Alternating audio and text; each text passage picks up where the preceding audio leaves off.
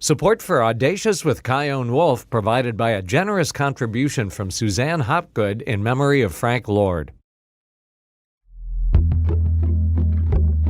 From Connecticut Public Radio in Hartford, this is Audacious. I'm Chion Wolf. What do we want? A public radio show about shocking and creative protests. When do we want it? Now! Well, that is exactly what you're going to get, and you're going to get it right now, as well as a warning that this episode is not in any way suitable for children. In a little bit, you'll meet Jessica Jin. She's a woman who felt fed up with Texas gun laws because, did you know, most people who are over the age of 21 in that state can openly carry a firearm without any sort of permit, and they can conceal their guns on school campuses if they do have a permit. But you cannot open carry a phallically shaped sex toy without the risk of getting fined. Cue not Glocks. And speaking of genitalia, you'll hear from a protester and spokesperson of an anti-circumcision group, Bloodstained Men and Their Friends. They dress in all white at their protests with a bright red splotch on their crotches. But we're going to get this one started with the splatter of tomato soup heard around the world.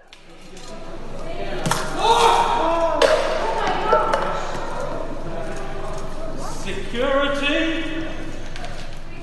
There were actually 2 cans of tomato soup thrown simultaneously onto Vincent van Gogh's Sunflowers painting in London's National Gallery. That was back in October of 2022, and it's important to note that the protesters did this knowing there was a protective glass panel covering the painting. Phoebe Plummer and Anna Holland were the people who threw those cans of tomato soup. They were part of Just Stop Oil, a nonviolent civil resistance group demanding that the UK government stop licensing all new oil, gas, and coal projects. Here's Anna explaining how the idea for the infamous soup protest came about. In Just Stop Oil, we had been in civil resistance against our government since the 1st of October. So we were taking direct action every single day to demand that the government ends all new oil and gas licenses. And after roughly 2 weeks of blocking roads in Parliament and causing as much disruption to London as possible, we were still getting maybe 5 lines on the back page of the newspaper just every day. So we realized that we needed to do something really, really big and really eye-catching to sort of finally get people to talk about the climate crisis and about Just Stop Oil. So that's where we decided to go into the cultural world. And, we thought that the climate crisis is going to take away everything we love. It's going to take away everything we find beautiful in this world. So we need to make people aware of that. We need to make people understand how it feels to have something so beautiful feel completely threatened. So that's why we went for Van Gogh Sunflowers, because it's, it's one of the most famous paintings in the world. It's one of the most beautiful paintings I've seen. And allowing people to feel a sense of threat towards something that they find so beautiful and that so many people have a strong connection to helps them understand the level of threat that we face every day from the climate crisis. How did you choose tomato soup? So there were 2 reasons why we chose to throw soup rather than, paint or something that looked like oil at the painting. The first one is because it adds that extra level of why to our action. It makes people stop for just that bit longer to think, well, why soup? Why? And it gets them talking about our action even more. And the second reason why we chose soup is because the climate crisis is so closely linked to the cost of living crisis, which we're suffering through in the UK right now, where there are parents starving themselves to feed their children, while oil companies are reporting record profits. So we wanted to raise attention of that, to the fact that, families can't even afford to heat a tin of soup. It also, dare I say, went well with the painting. The colours did look quite good together, yeah.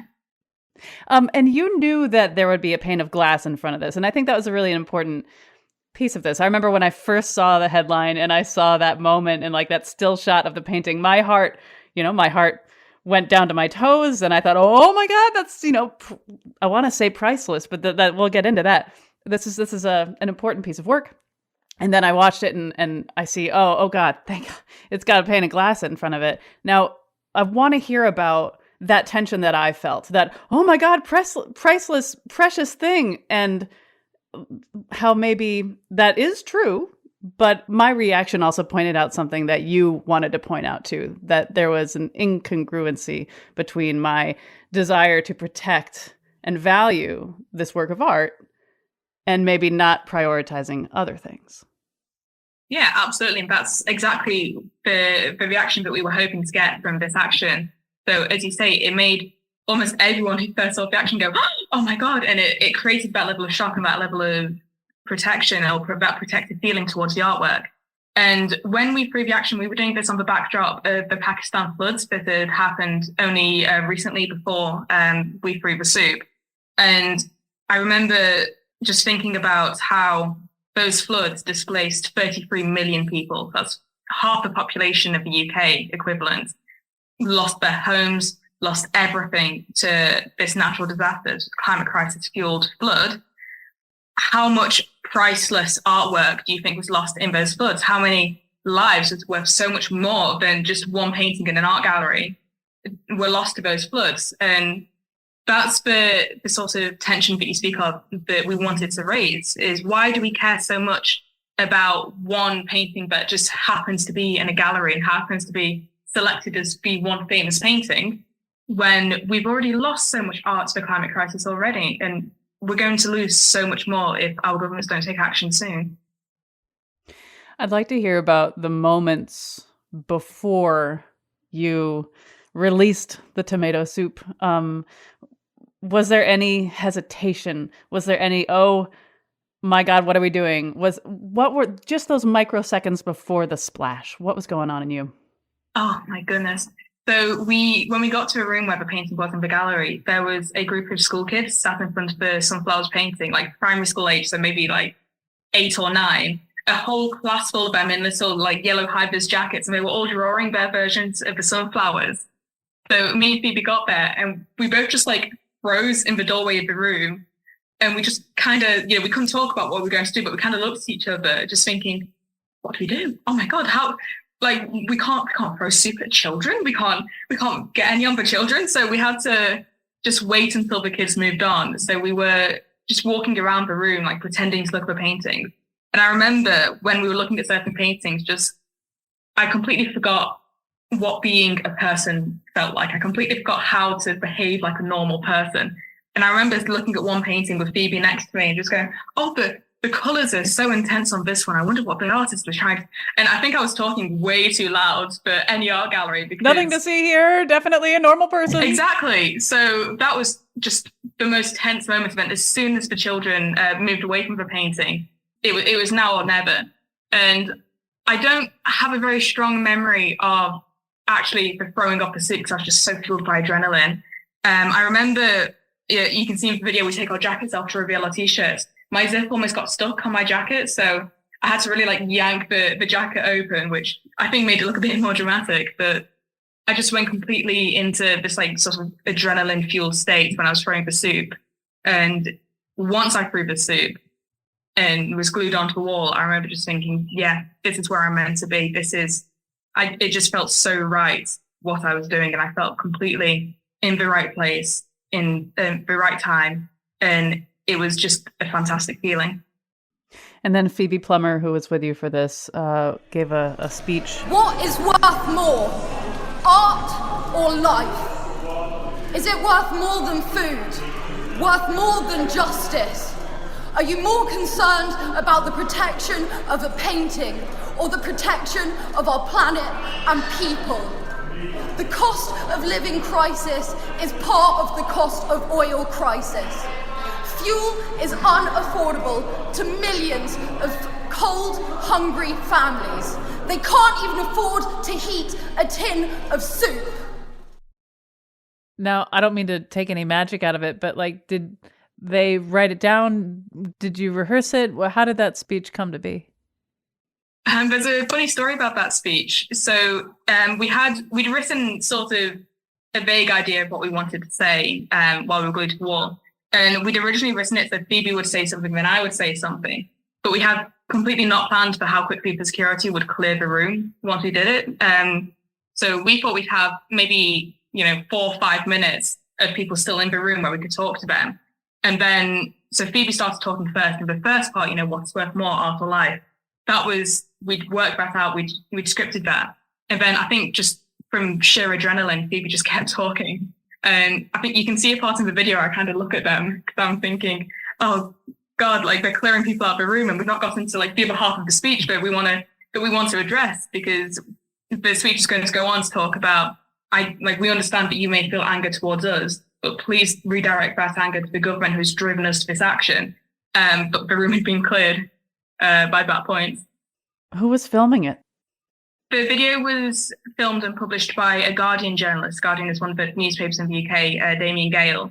And he knew about the action beforehand. So he sort of he's worked with Just Stop Oil a lot in the past. He's filmed a lot of our actions and reported on us quite a bit. So he was there beforehand waiting for the action.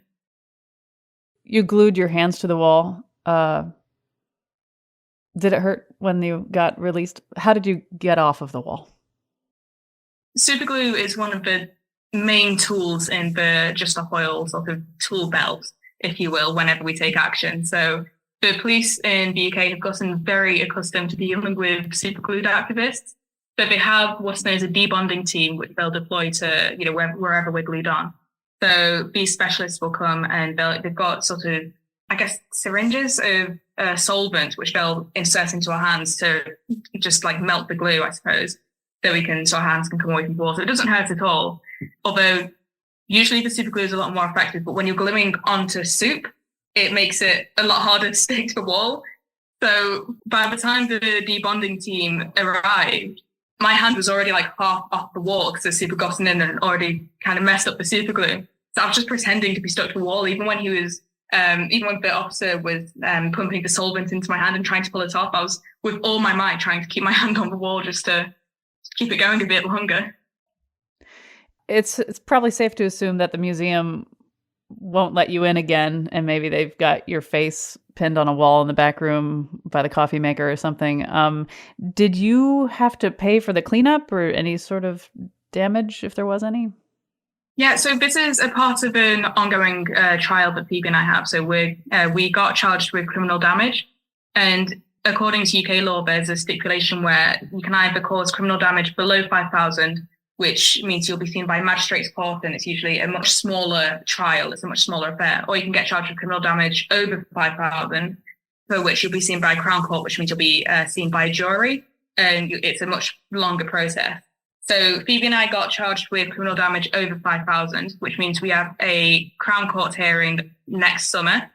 And we've been charged with criminal damage of £6,000, which we're going to be contesting because they wiped up the painting with kitchen roll while we were still glued to the wall. And the painting was back hanging on display just 6 hours after our action.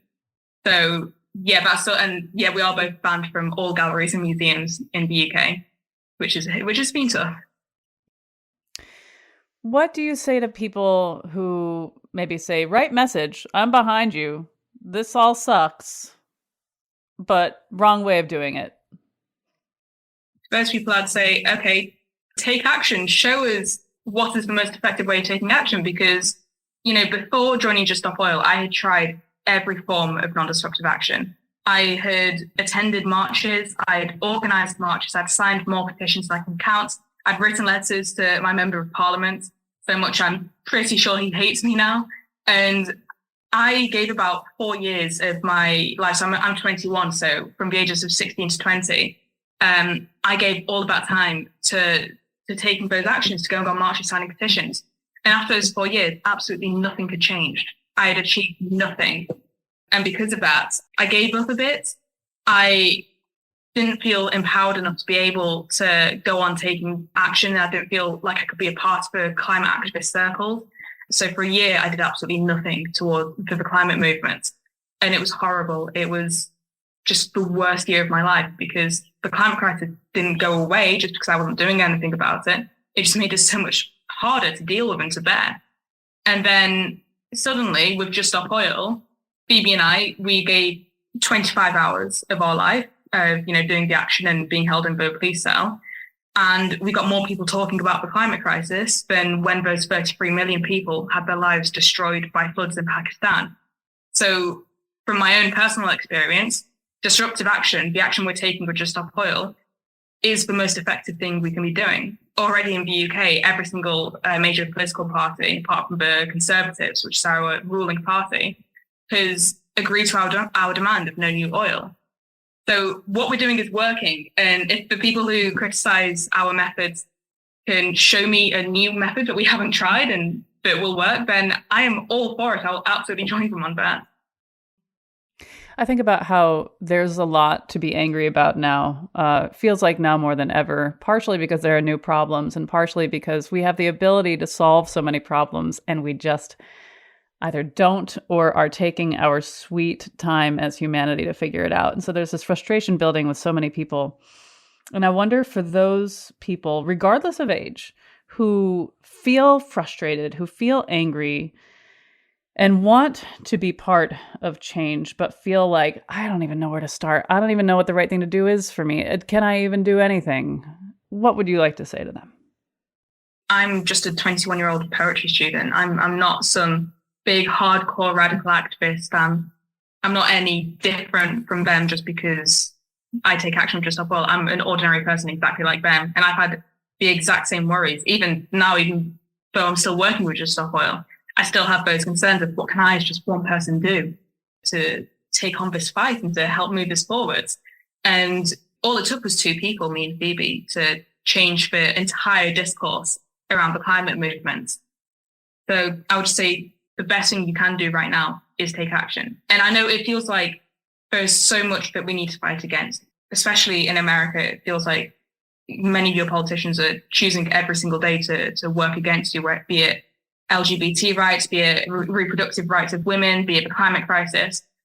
But what we need to understand is the climate crisis doesn't discriminate and it's only going to get worse. So we are not going to survive to fight all of these individual battles if we don't fight for the climate first and if we don't fight for our survival. So if you're feeling overwhelmed by how much there is to fight, join the climate movement, because as soon as we get one win, as soon as we end the oil industry, as soon as we just take down one part of this massive system, it's going to make everything else so much easier and so much more achievable. Anna Holland, thank you so much for talking with me. Thank you for having me. When we get back, hear from a spokesperson of an anti-circumcision group. They protest while wearing all-white suits with big red splotches over their crotch. And it's an emotional experience. When you are most vulnerable, when you've just come into the world and you're looking for support and love and warmth and kindness and touch, and they're attacked with a knife on the most sensitive part of your body, I mean, how could you do that to a child? And after getting more and more angry about school shootings, one woman came up with a creative protest idea. These people on the radio were like, well, you just have to be prepared for the next one. And I was like, what do you mean be prepared for the next one? What a bunch of dildos. And speaking of dildos, I bet you can't even openly carry a dildo in Texas without getting into some sort of trouble. She was right. Find out how she protested gun laws with thousands of dildos. I'm Kyone Wolf. This is Audacious. Stay with me.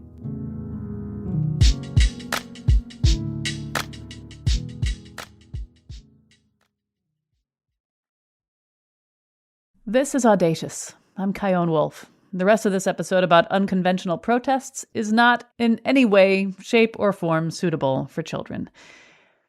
Imagine you're moseying through a city center and suddenly you see people holding up signs that say things like, foreskin is not a birth defect. It's not your mother's penis. I did not consent.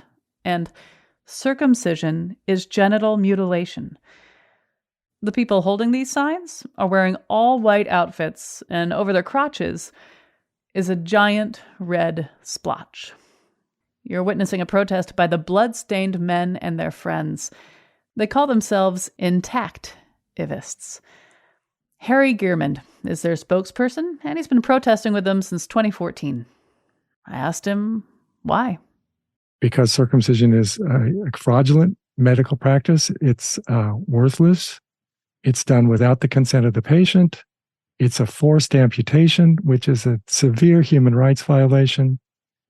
And the rest of the advanced world doesn't do this to their baby boys. And medical communities across the advanced world have condemned American doctors for continuing this outdated and vicious and harmful and wicked practice. Was there a moment in your life where you said, that's it, I'm going to do something about this? What was that moment? I was when I was about 40 years old, and I really I saw Whose Bodies, Whose Rights on public television in San Francisco. And there was a film in this documentary about circumcision. There was a film of a baby circumcision. And I was just shocked at the violence and the brutality and the absolute unfairness of this attack on the most sensitive part of a helpless person's body with a knife, screaming in agony. And I realized that was me. That exact thing happened to me. And at the time I was born, they didn't use anesthetic. I was traumatized like that. And so there's this initial shock and this sense of, well, almost self-pity. And then it's like, okay, now what do I do? Somebody else is counting up. Nobody protected me. So I want somebody to look and say, okay, somebody did protect me. It's up to me to do that, or up to the bloodstained men and everybody to do something. We are capable. We're adults. We're not the helpless baby anymore. We are the ones who are charged to do something about this. What was it like the first time you put on that white outfit with that big red splotch on the crotch? What did that feel like for you? I almost cried. It just meant so much to me. I'm actually kind of breaking up right now. It just meant so much to me to be with these people. And that we had that reaction a lot. People they just tear up. This is so important to them that somebody is speaking out for them. So yeah, I was just having a real emotional response. I just was so glad to be there and immediately just took to it like a duck to water. It's something that needs to be done, and I'm capable of doing it. So I was really happy to be there. I'd like to hear more about that emotion, because I feel like in the United States, of course, it's normalized to a degree. And when I also think about the idea that, this procedure was often done without anesthetic, that doctors didn't think babies felt pain. It wasn't until 1987 that the American Academy of Pediatrics formally declared that it was unethical to continue to operate on infants without the use of anesthetics.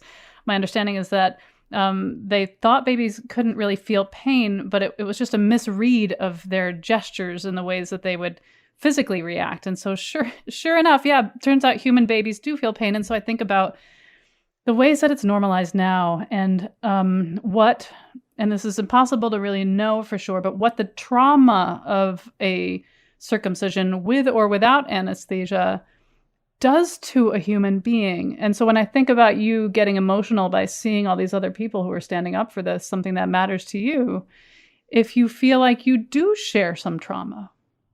Oh, absolutely. And I'd just like to point out that anybody who's ever held a baby in their hands knows that they're exquisitely sensitive to their environment and they feel pain. Obviously, anybody who's heard a baby cry knows that.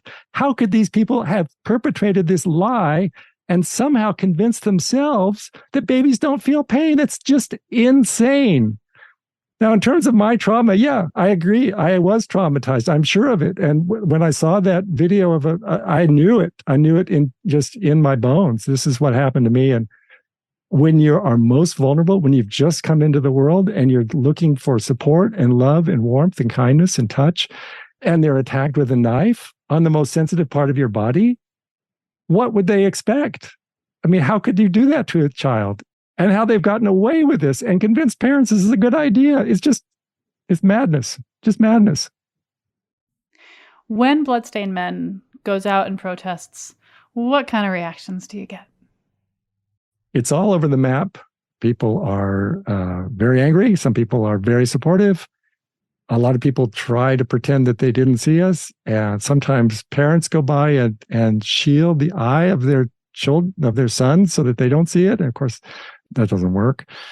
But it's all over the map. But I believe over time, the response has been more and more positive. When you think about the ideal future for circumcision in the United States, which I imagine for you would be 0 circumcisions in the United States, 0 circumcisions worldwide, would you like legislation changes? How do you think this would work? Well, the female genital mutilation law from 1996 provides a good model, and that is it's 0 tolerance for any even a pinprick. That's just 0 tolerance for genital mutilation of girls. And it doesn't matter about the beliefs of the parents. The girl is protected regardless. And the only case when any kind of intervention is allowed under the law is if there's a true medical necessity, not, oh, it would be nice to be, not that. In the case where it absolutely must be done, then that's when it may be done. So that's a good model. Under the Constitution, boys are entitled to equal protection under the law. So as it stands now, the boys should be given the same protection that girls have, which is absolute protection, regardless of the belief of the parents, regardless of belief of doctors or anyone else. The boy has a right to his own body, just like girls have the right to their own bodies. That's the way it should be. We know that law doesn't always work the way you think it should, and law follows society. So one of the most important things that needs to be done is trying to influence social norms, which is what we're doing. So I would like the Supreme Court to say, yes, boys need to be covered equally with girls, and that's that. I'm not expecting that to happen anytime soon. There are some people listening to our conversation and they've been circumcised themselves and they're thinking, yeah, I hear you, buddy. But look at me. I turned out fine and I like the way it looks. I like the way it feels. I like everything about it. And if I ever get the opportunity to circumcise my kid, I'm going to do it. What do you say to them? Many men understand or experience that the most sensitive part of their penis, many cut men experience the most sensitive part of their penis is the circumcision scar. And once they realize that's where the sensitivity is, and then you tell them, well, you would have had 15 square inches as sensitive or more sensitive if they hadn't cut you. And you've lost that, and you've gone through life sexually blinded. Why would you want to do that to your son? Yeah, it's too bad that it happened to you. It's too bad it happened to me. But that's not a reason to continue it. That's a reason to stop it. And sometimes I point out that, your son is your son, but he's not your property. You don't own him. He should be making those decisions for himself.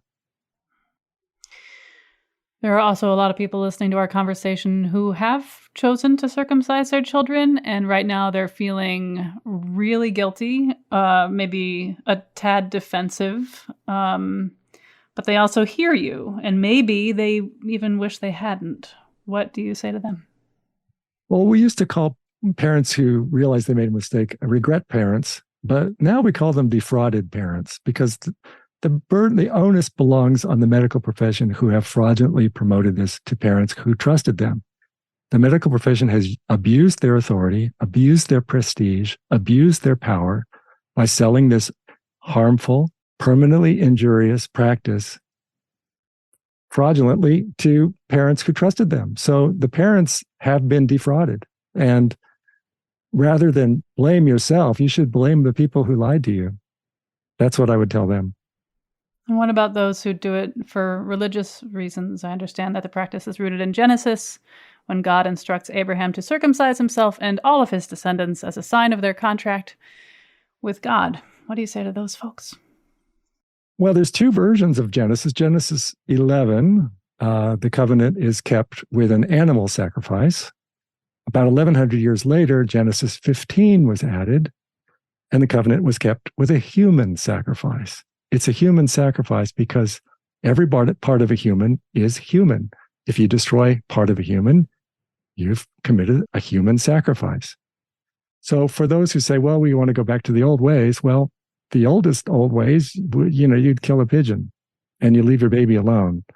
So that's all I have to offer. I don't think it's going to convince a lot of believers, but although we did a show about emotional support animals, uncommon emotional support animals, and one of them was an emotional support pigeon. So maybe they could perform this sacrifice on a tick. Nobody likes ticks. Right.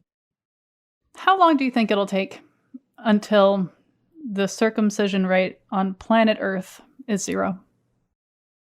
I think there is a tipping point where people come to the realization that this can't go on.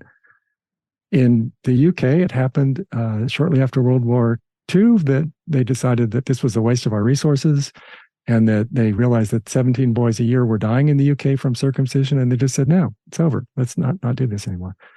In New Zealand, it was overnight. The medical authority said, no, this is over. We're not going to do this anymore. Then it was over. In British Columbia, the provincial health plan decided to stop covering it, and immediately there was a radical drop in the circumcision rate. Not to 0, but way lower than it was. I think when you've previously compared circumcision to female genital mutilation, there's this switch that gets flipped in some people where they feel like, oh, that equals that. Right. The victim is a powerless child or infant. So there's always an abuse of power in genital mutilation of children. The pain is the same, whether the victim is male or female. The loss of erogenous tissue is the same. The violation of rights is the same. They are completely different in one way, and that is the scale is completely different.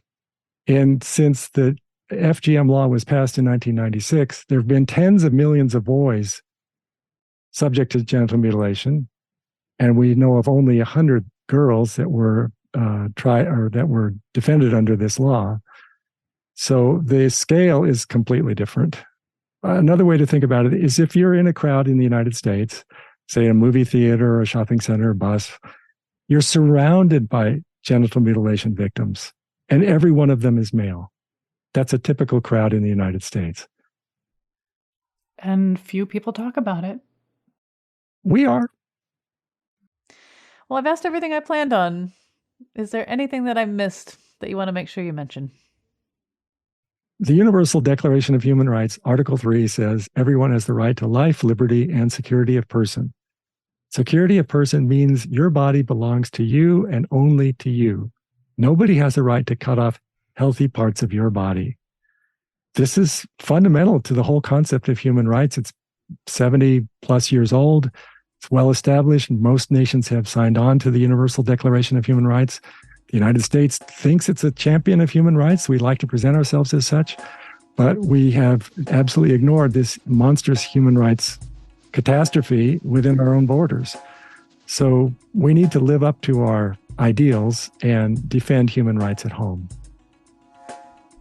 Well, Harry Gearmond, thank you so much for talking with me. Thank you, Kaiun.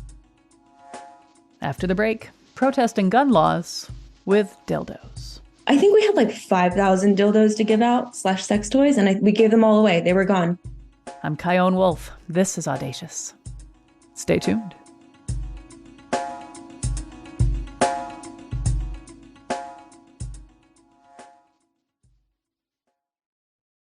This is Audacious. I'm Chion Wolf, and this is another big old warning that little kids are not the right audience for this final segment of our show about shocking and creative protests, and that's partially because we're going to be saying the word glocks, which, as organizer Jessica Jin points out, does not need to be bleeped for radio, but the full name of her protest, featuring over 5,000 phallic sex toys, will need to be bleeped. Back in 2016, she organized Not Glocks, taking place at the University of Texas at Austin. Here, she can explain. Texas passed campus carry, which allows students to conceal carry handguns inside their backpacks in university classrooms. In Texas, open carry at the time was also a thing. You can openly carry a loaded rifle anywhere you want with no training, no license. And Texas is now a permitless carry state. So now you don't even need a permit to openly carry a handgun in Texas. So basically in 2016, this was the creeping in of the loosening of where and why you can have a gun. And they said that you can conceal carry a handgun in class. And all you have to do is sit in a classroom for like some amount of time and then hit a target from 10 feet away, standing still. So you don't really have to have very good skills. You just have to know the legalities of when and why you can shoot people without going to jail. They wouldn't have to shoot this gun from 10 feet away with somebody like yelling at them. No. Or threatening them or no adrenaline. Attacking them. No adrenaline, no? You just stand there, stationary, hit the target generally, and you're fine. Twitch a finger. Yeah. So when this law was being passed, this was in 2015 when I first heard of it happening. I heard news of a number of school shootings in the country that week on the radio. And these people on the radio were like, well, you just have to be prepared for the next one. And I was like stuck in Austin traffic and I was mad already. And I was like, what do you mean be prepared for the next one? What a bunch of dildos. And speaking of dildos, I bet you can't even openly carry a dildo in Texas without getting into some sort of trouble. And I DM'd my friends about it. And I was like, hey, you guys, you think you can carry a dildo around in Texas? They were like, I don't know, Jessica, this is another one of your schemes. Just go look it up. So I was like, fine, bet, I'll go look it up. And I went into the Texas law book, I guess, whatever I could find online. And I saw a literal statute that says you can't openly carry a dildo in Texas. Well, they're like a phallic object that might offend somebody. It's a Class B misdemeanor.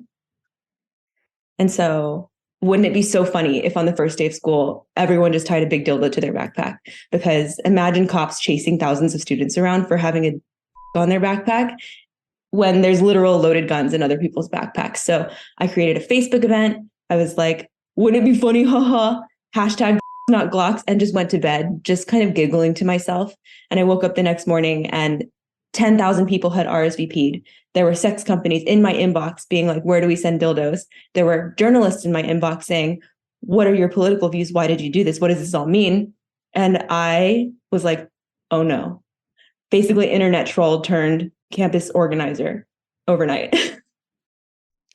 Will you talk about some of the pushback you got before any dildos hit the street? People took it very literally. The most frustrating comment I would get is like, what do you expect? Don't women need guns on campus to prevent sexual assault? Isn't sexual assault on campus a big thing? And don't you need a gun to protect yourself? And what are you going to do? Hit your assailant with a dildo over the head? They're just going to take that dildo and assault you again. It was like the ugliest possible comments. I think because the protest hit on masculinity in a way that I didn't think about originally, but it was just so on the nose. I think that really hit a nerve for a lot of people. And therefore, the kind of toxicity that I got wasn't fully just gun stuff. It was like toxic masculine gun stuff, the worst of it, actually. At any point, did you fear for your life? This was like in 2015 when I first cracked the joke and it went viral the first time. It was a full year before the protest. My logic was like, okay, these guys are threatening me, saying that I should be removed from the gene pool. But my logic was, well, they're mad because they're afraid that they're going to get their guns taken away. And the number one way to get your guns taken away is to hurt somebody with your gun. So I don't think that these people who are really obsessed with their guns are going to hurt me because they're going to get their guns taken away. And my friends were like, Jessica, you just got your address published by a Nazi. You think you're just going to shrug this off? You should actually leave. You should leave your house. So I did. I went on a little cross-country camping road trip. It was fun. Okay, so how did you get from, I started something that's a little bit scary and out of control and also hilarious. How did you go from taking that road trip and getting away and getting a little bit of distance from it to this thing is happening? Actually, a lot of Sandy Hook families reached out to me. And they were like, are you okay? Are you drinking water? Like, this is so intense. And when you start to get hate for stuff like this, you forget to take care of yourself. So my friend Sarah Clements, whose mother, Abby Clements, was a teacher at Sandy Hook, Sarah reached out to me and was like, make sure you're taking care of yourself and take your time with this stuff. So it was that combination of understanding that there's actually stakes because there are people who've been through this and feel it on a more visceral level. There are survivors for who this is very serious. I can't just go out and be like, haha, funny dildo thing. I have to balance the fact that people are genuinely impacted by gun violence and still feel it every single day. Choosing my words carefully and trusting those words was a huge project, but a huge growth point for me.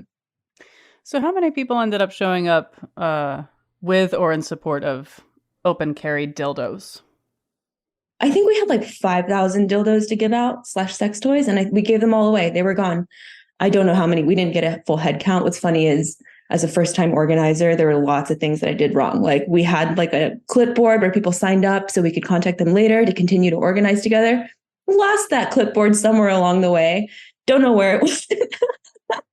It was also like 100 degrees outside in the middle of August. And we were like, you know what we should do with programming? We should let these, I love these professors. They're amazing people, but professors can be a little long-winded. And we were like, let these professors like talk to these students in the heat of August for as long as professors talk, you know?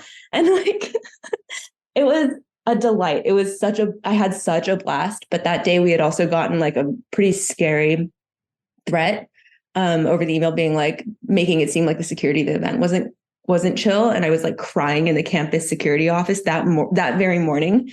So during that protest, I was like, well, if reporters want to talk to somebody, they'll talk to one of these student organizers. I had graduated already. I was like, I don't even need to be the face of this. Just talk to one of the students. I'm going to just go lay in the back and try not to die. And if they find me, they find me. Good luck. Are you saying that you were concerned that security wouldn't protect you?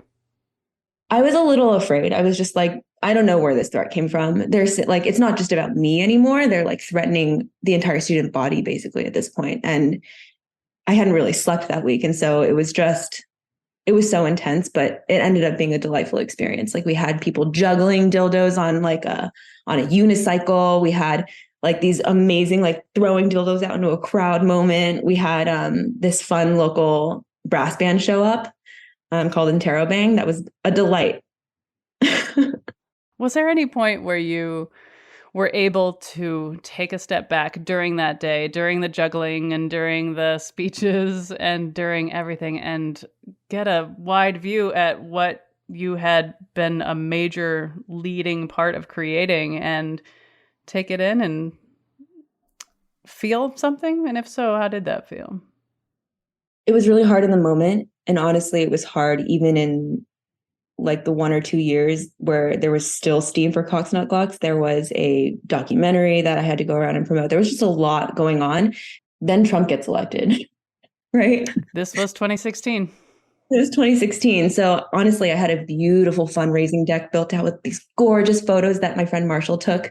And I was like, I'm going to go raise so much money to do more student activism in the South, because if these sex companies want advertising, they can't get it traditionally, but we can help them ride the news wave because everyone's trying to pass campus carry laws right now. So I was like, oh my God, I'm going to go raise so much dildo money and do so much cool, fun, irreverent activism. And this is going to be my thing. But then Trump gets elected and families are being separated. And I'm like, what am I doing? Raising dildo money when hitting the fan in this country.